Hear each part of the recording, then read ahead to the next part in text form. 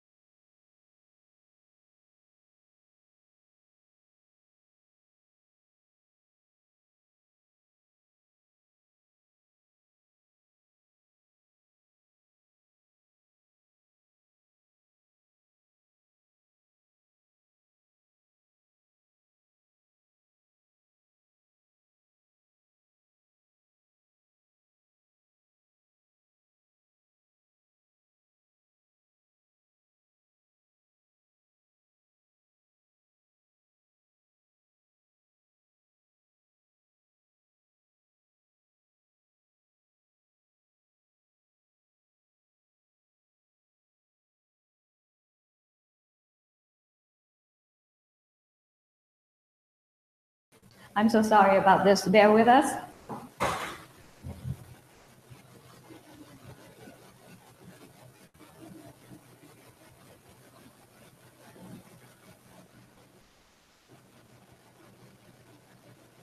Testing, testing, testing. Okay.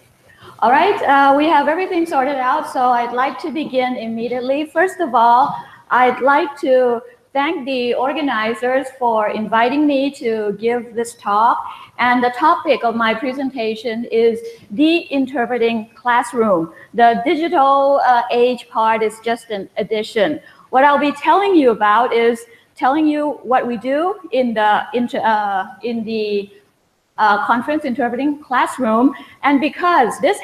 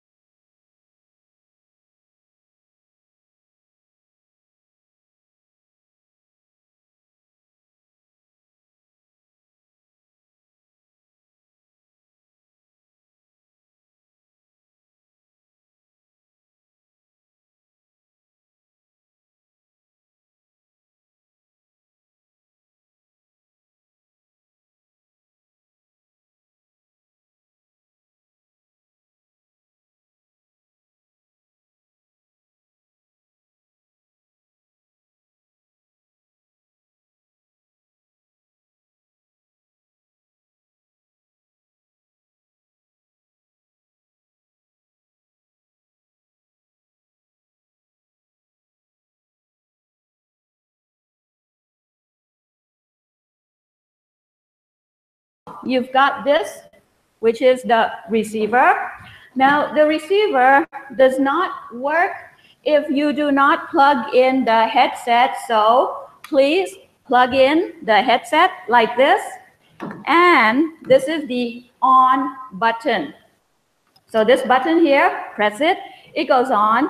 On one side, you have channel selection. On the other side, you have volume. Just try it and listen to the simultaneous interpretation. Some of you might want to have a go and try and see what it's like to be a conference interpreter. If that is the case, we still have one booth available at the back of the room. Please feel free to go into the booth and try simultaneous interpreting. You're very welcome. Just walk out this way, go into the booth towards the back of the room, and that booth there is available for you to try, should you want to. All right, now, with all the logistics over, and I've said thank you to the department for inviting me to speak, what is conference interpreting actually? But before I tell you what it is, let me tell you what the outline of my speech will be. First of all, what is conference interpreting? Secondly, in order to be able to interpret simultaneously in a conference, what skills you need to have first. And then I will tell you how these skills are developed. That is, what goes on, what happens inside the classroom, so that people can be trained to have these skills and go and interpret in conferences. And then I will tell you about a little bit about what conference interpreting is like Nowadays, how it's changed, actually it hasn't changed much, but there are some changes from the past to the present day, and what that implies for the classroom, what we need to do in class in order to keep up with that. First of all, why do we need to have any translation? Why do we need to have any interpreting? I'm sure you've heard this story before according to the Old Testament. The Tower of Babel. Has anybody not heard of this story before? Okay, in a nutshell. Well, man, according to the Old Testament, was so proud that he defied God by building this tower that would reach very high into the sky and reach up to where God was. So God got angry at him. And of course, apart from destroying the tower, God also scattered man all around the world and made him speak different languages. So before the tower, the implication of this was, before the tower, there was no need for any translation or for any interpretation because everybody spoke the same language. But after the tower, people didn't understand one another. And we have the verb to babble, for example, babble like a baby. You couldn't understand that either.